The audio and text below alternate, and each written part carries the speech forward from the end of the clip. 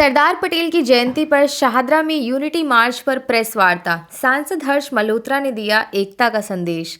सरदार वल्लभ भाई पटेल की 150वीं जयंती के उपलक्ष्य में पूरे देश भर में कार्यक्रमों का आयोजन किया जा रहा है। इसी क्रम में आज सांसद हर्ष मल्होत्रा ने शाहदरा जिला कार्यालय विज्ञान लोक में एक प्रेस वार्ता आयोजित की, जिसमें सैकड़ों की संख्या में पत्रकारों और भाजपा कार्यकर्ताओं ने हिस्सा लिया। कार्यक्रम में अनिल गुप्ता और दीपक गाबा सहित कई वरिष्ठ भाजपा कार्यकर्ता मौजूद रहे। सांसद हर्ष मल्होत्रा ने कहा कि सरदार वल्लभ भाई पटेल भारत की एकता और अखंडता के प्रतीक हैं और प्रधानमंत्री नरेंद्र मोदी के यूनिटी मार्च के आह्वान को आगे बढ़ाते हुए दिल्ली के विभिन्न क्षेत्रों में एकता यात्राएं निकाली जा रही हैं। भारत की आज़ादी के बाद जो सबसे महत्वपूर्ण काम भारत को इकट्ठा करने का, देश को एक सूत्र में पिरोने का, 550 से ज्यादा रियासतों को जोड़ के एक गणतंत्र भारत में विलय करने का जो काम था, वो भारत के पहले उप प्रधानमंत्री और गृह मंत्री सरदार वल्लभ भाई पटेल ने किया था। इस बात का राजनीति से कोई मतलब ना होते हुए देश के प्रधानमंत्री आदरणीय नरेंद्र मोदी जी ने सबसे पहले 2014 में ही सरदार वल्लभ भाई पटेल के इस भारत को जोड़ने के कृत्य को पूरे देश में सबके सामने, विशेष तौर से युवाओं के सामने रखने का काम किया। उन्होंने तभी से ही यूनिटी को सरदार वल्लभ भाई पटेल से जोड़ा था। देश का जो एक रूप आजादी के बाद बना था, उसका सबसे बड़ा कारण सरदार वल्लभ भाई पटेल ही थे।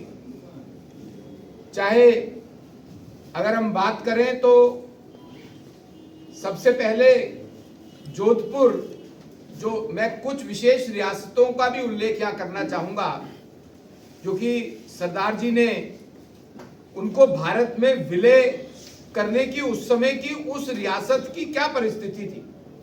जैसे जोधपुर ने ये डिसीजन लिया था कि वो पाकिस्तान के साथ जाएगा, पर सरदार साहब की कुशल रणनीति ने उसको भारत में विलय कराया। ऐसे ही ट्रेवेनकोर ने भी डिक्लेयर किया कि वो इंडिपेंडेंट रियासत ही रहेगा,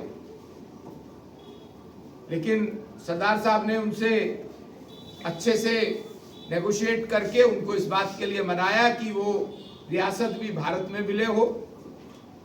जूनागढ़, वहां के नागरिकों के रेफरेंडम के बाद भी जूनागढ़ की रियासत ने यह तय किया था कि वो पाकिस्तान के साथ जाएगी, लेकिन वहां भी कुशलता के साथ सरदार वल्लभ भाई पटेल ने उसको भारत में विलय कराया। सबसे अंत में हैदराबाद की रियासत, जो बिल्कुल नहीं मान रही थी, उसको भी भारत में विलय कराया। लेकिन अगर एक कश्मीर की बात करें, क्योंकि कश्मीर का मसला, कश्मीर का मुद्दा उस समय के प्रधानमंत्री जवाहरलाल नेहरू जी ने अपने हाथ में लिया था, तो वो बहुत लंबे समय तक, मैं कहूं कि 5 अगस्त 2019 तक उलझा रहा। वो संभल नहीं पाया, जिसके कारण से देश में आतंकवाद और अलगाववाद भी लगातार चलता रहा।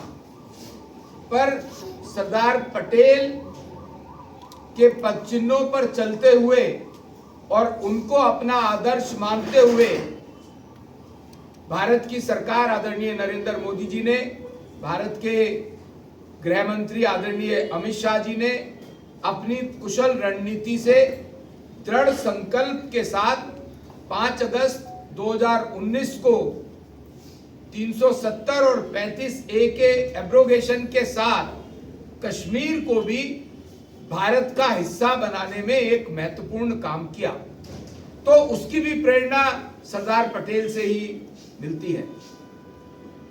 सरदार वल्लभ भाई पटेल को याद रखना, स्मरण करना, हमारी जो युवा पीढ़ी है उस युवा पीढ़ी को भी ध्यान दिलाना कि किन परिस्थितियों में भारत गणतंत्र बनते हुए भी एक राष्ट्र नहीं हो पाया था। उसमें सरदार वल्लभ भाई पटेल का सबसे महत्वपूर्ण योगदान ये देश को ध्यान दिलाना। इसके निमित्त आदरणीय प्रधानमंत्री जी ने जो statue of unity, Sardar Vallabh भाई पटेल का विश्व का सबसे बड़ा स्टैचू, पूरे विश्व में सबसे बड़ा स्टैचू स्थापित करवाया, जिसमें पूरे देश की मिट्टी और धातु इकट्ठे करके पूरे देश को फिर से एक सूत्र में पिरो करके और वो स्टैचू बनाया, वो भी देश की एकता का प्रतीक है। आज सरदार वल्लभ भाई पटेल को याद करते हुए हमारे युवा और खेल मंत्रालय ने ये तय किया कि पूरे देश में जिला स्तर पर यूनिटी मार्च का आयोजन किया जाएगा। ये यूनिटी मार्च पूरे देश में लगातार चल रही है। 31 अक्टूबर से जो सरदार साहब का जन्म दिवस रहता है, एकता मार्च, उसी श्रेणी में, उसी श्रृंखला में हमने अपनी पूर्वी दिल्ली लोकसभा के दोनों जिलों में, जो हमारे संगठनात्मक जिले हैं और हमारे यहाँ पर प्रशासनिक जिले भी 3 पड़ते हैं, बल्कि 3 से थोड़ा सा हिस्सा एक और जिले का भी आता है, हमने तय किया है कि यहाँ पर हम 3 यूनिटी मार्च निकालेंगे। उन्होंने कहा कि इस अभियान का उद्देश्य देश में भाईचारे, समरसता और राष्ट्रीय एकता का संदेश फैलाना है। ऋषभ टाइम्स के लिए सोनिया शर्मा की रिपोर्ट। ऐसे ही ताज़ा जानकारी के लिए ऋषभ टाइम्स को सब्सक्राइब करें।